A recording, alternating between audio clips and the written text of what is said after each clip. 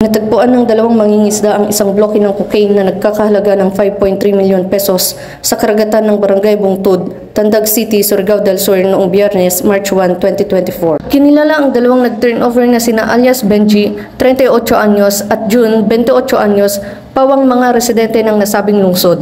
Ang dalawang nasabing mangingisda ay agad nagpunta sa himpilan ng pulisya upang ipagbigay alam ang kanilang natagpo ang bloke ng cocaine na umano'y lumutang sa dagat. Nagbigay ng pasasalamat ang butihing Regional Director ng Crew 13 na si Police Brigadier General Kirby John Brion Craft sa dalawang mangingisda sa kanilang katapatan at himukin ang mga tao na makiisa sa ating kapulisan na i-report ang mga kahina-hinalang bagay. Samantala, si Gobernador Alexander Pimentel ay nagbigay ng gantimpala. Ang na-recover na cocaine ay inilagay sa kustodiya ng Surigao del Sur PPO, Provincial Drug Enforcement Unit at susuriin ng Regional Forensic Unit 13. Patunay lamang na ang ating mga kapulisan at mamamayan ay nagkakaroon ng magandang ugnayan tungo sa isang layuning magkaroon ng isang panibagong henerasyon na mas payapa at makabagong bansa.